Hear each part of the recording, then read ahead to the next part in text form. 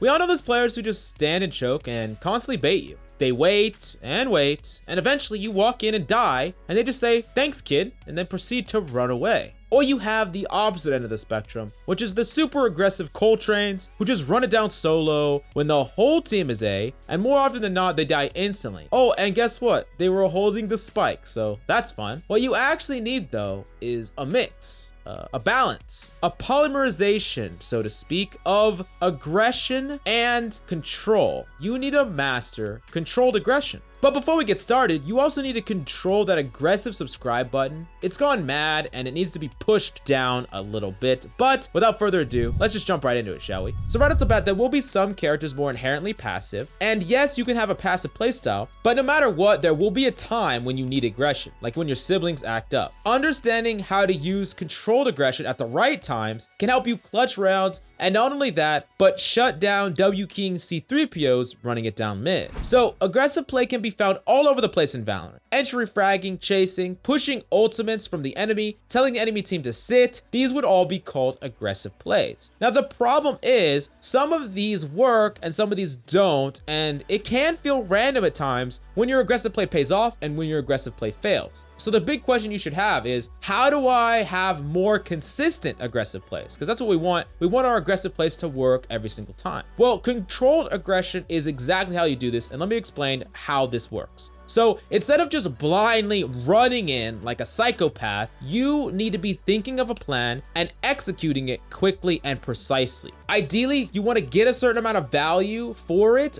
worth the risk every single time. And let's go with the most extreme example I could think of. Let's say you're Jet and you're on an eco round on Attack Haven, right? And the enemy Cypher likes to op on C. He's the only one who plays C. He's been playing there a lot and he loves to op it. Well, you're on eco and you only have a shorty, so you can't snipe him to contest it. Well, the aggressive play that you think of and you instantly execute is you smoke off his sightline, you dash in to break his trap wires because he thinks that's gonna save him, then you updraft and target that left corner where the Cypher always is. You try to close in the gap because you have a shorty and he has a sniper, but you're in an effective range that he's really poor at. You kill him, you steal his sniper, and then you instantly, the second that happens, you instantly grab a sniper and hold CT spawn. So that is the plan that you make in your head. And you see how you make it from start to finish, and you still plan for if things go correctly. Now your allies will push up and protect from garage, while you can stop a swing from CT, an enemy swinging from B or garage.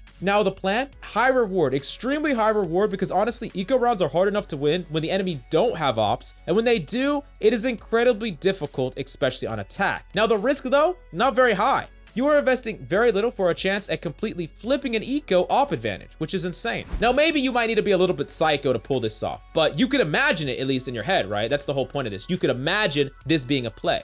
So if you could imagine it, then you could plan it out and you can execute it. Now, what matters more than whether or not the plan is bad or good, because the plan could be bad, it could be good, whatever, it's just to make sure that you have a rough draft of the aggressive plan that you want to do before you head out and just try to do something. You see, this is the controlled aspect of it, the fact that you have a rough draft or plan in your mind. You see, honestly, people be trying to do aggressive plays that are just absolute bat crazy. Doing something like flanking long with an op on defense. The idea here is to make a plan to not only have an idea of what you can accomplish so you're not even thinking about it, you already know what you're gonna do before you even do it, but it also can help you decide if the risk is worth the reward in the first place. And what's the risk if you're flanking with an op? Well, you might not get anybody. You also might just die. And if enemies push up, you're gonna be in a retake scenario, which could be very bad. And if you die, now the enemy has your op, which is a really big downside. You gotta say, hey, the risk is super high and the reward isn't really that high. So should I be doing this in the first place? And here's the thing about aggressivity in the first place. And the thing is, you need to be aggressive with a plan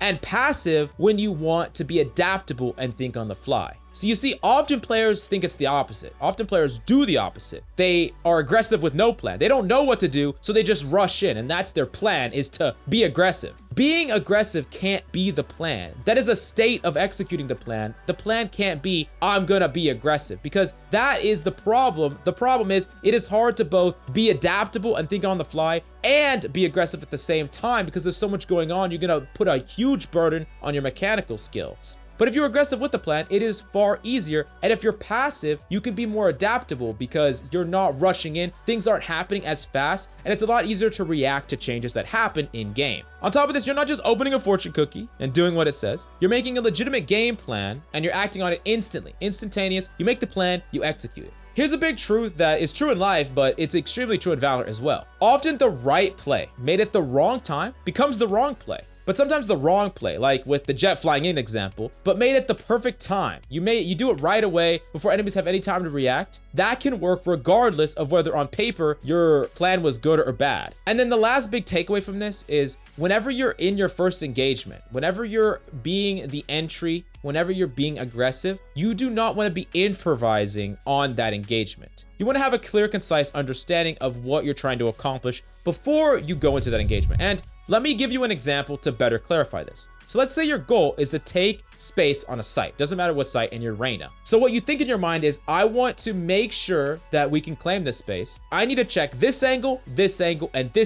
This is how I'm gonna do it. So what you do is you throw your Leer out, you instantly check the first angle, then you throw your Leer out, turn the corner, instantly check the second angle, hold the third angle, and then your team pushes up. So whether or not there are enemies there or not, if there's enemies there, you just kill them like you were going to anyways. And if they're not, you claim the space for free. But the idea is you had a game plan and you executed the game plan. You didn't bait, you didn't hesitate. And sure, you are gonna be more likely to die if you play that entry. But what really matters is how much value do you get compared to the other engagers at your rank. Now, if you are confident mechanically, it will be a lot easier being the entry because you're going to be able to get more kills and more damage and things like that. But that doesn't mean that you always have to just enter in, have a game plan, and kill 3 people.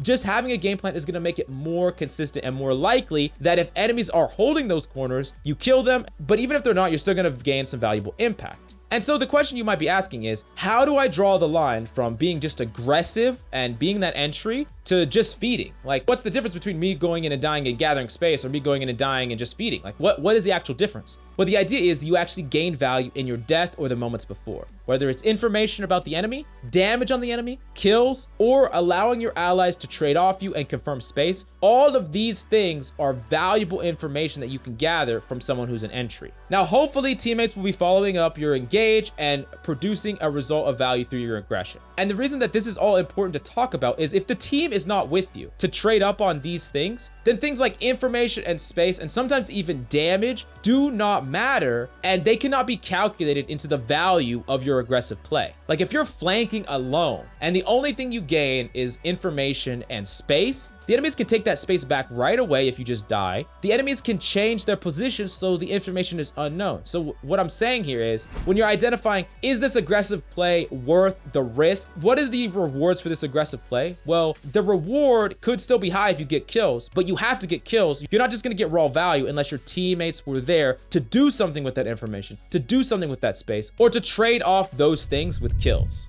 Now, the next section is there are going to be some characters that will typically not be aggressive at all. Characters that have powerful abilities or non-aggressive tools should rarely entry. I do not want you to be Sage being the entry. It doesn't matter if the team is baiting you. As Sage, you literally get permission to bait allies because you should not be the one entering almost ever. Now, that can change if the person that traditionally doesn't entry is like 1 HP or something. Then they could just be the best information Andes because they're most likely going to die anyways, and you can use their death as some sort of information. But usually the only way that would happen is if they're low or they have absolutely no abilities left.